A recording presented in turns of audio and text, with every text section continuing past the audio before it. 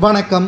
நேற்று முழுவதுமாக தமிழகத்தில் நடந்த அண்ணா பல்கலைக்கழக மாணவி விவகாரம், கைது செய்யப்பட்ட குற்றவாளி ஞானசேகரன் என்பது நமது அனைவருக்கும் நன்றாகவே தெரியும். ஆனால் திடீரென்று பாதிக்கப்பட்ட பெண் கொடுத்த வாக்குமூலத்தில் முக்கிய நபர் ஒருவர் இருக்கிறார்.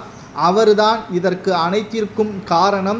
15 வழக்குகள் கொண்ட ஞானசேகரன் அவர்கள் சுதந்திரமாக சுற்றித் திரிந்து வந்து கொண்டிருக்கிறார் என்றால் அதற்கு முக்கிய நபரின் உதவி இல்லாமல் இவர் செயல்பட மாட்டார். அண்ணா பல்கலைக்கழகத்திற்குள் மாணவர்கள் அனுமதி மட்டும்தான் உள்ளது.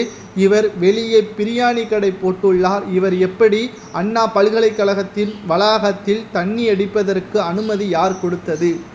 இவர் மீது பல்வேறு வழக்குகளும் நிலுவையில் உள்ளது. சட்டத்துறை அமைச்சர் ரகுபதி அவர்கள் கூறுகையில் இவர் திமுகவின் அடிப்படை உறுப்பினர் கூட கிடையாது என்றும் தெரிவித்திருந்தார்.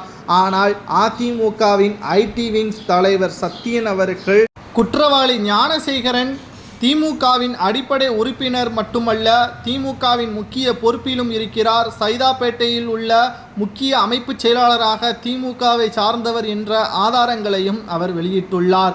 இதனால் திராவிட முன்னேற்ற கழகத்தினர்கள் தவறுகளை செய்து அவர்கள் திமுகவினர்கள் என்ற ஒரே காரணத்தினால் எஃப்ஐஆர் பதிவு செய்யாமல் காவல்துறையினருக்கு அழுத்தத்தை கொடுத்து வரக்கூடிய நிலையிலும் சட்டத்துறை அமைச்சரை இதில் முக்கிய பங்கு வகிப்பதால் அவருக்கும் இதில் தொடர்பு இருக்கிறதா? ஒட்டுமொத்த ஆதாரங்களையும் மீண்டும் காவல்துறையினர் இதனை தீவிரப்படுத்த வேண்டும். இல்லை என்றால் இந்த வழக்கை சிபிஐ துறையினரிடம் மாற்ற வேண்டும். அப்பொழுதுதான் இதற்கு பின்னணியில் யாரெல்லாம் இருக்கிறார்கள் என்ற உண்மைத்தன்மை வெளியிடும் என்றும் அதிமுகவின் ஐடி விங்ஸ் தலைவர் சத்தியன் அவர்கள் வெளியிட்டுள்ளார்.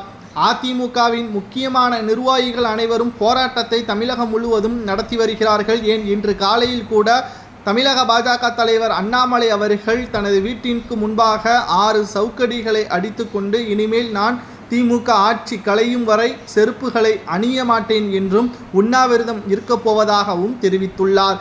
இது அவர்களது அரசியல் என்றாலும் தமிழகத்தில் நடப்பது 2021க்கு முன்பாக அனைத்து மக்களையும் சந்தித்து விடியல் ஆட்சியை கொண்டு வருவோம் என்று கூறிய ஸ்டாலின் தற்பொழுது முதல்வராக பதவியேற்ற பிறகு அது செயல்படுத்தப்பட்டுள்ளதா? மக்களின் வாழ்வாதாரம் எந்த அளவிற்கு உயர்ந்துள்ளது? இன்னமும் வறுமையில் ஒருவேளை கூட உணவுகள் சரியான முறையில் பயத்துடன் குடிக்கக்கூடிய வகையில் தான் அமைந்துள்ளது என்றும் ஒரு சிலர் கூறி வருகிறார்கள்.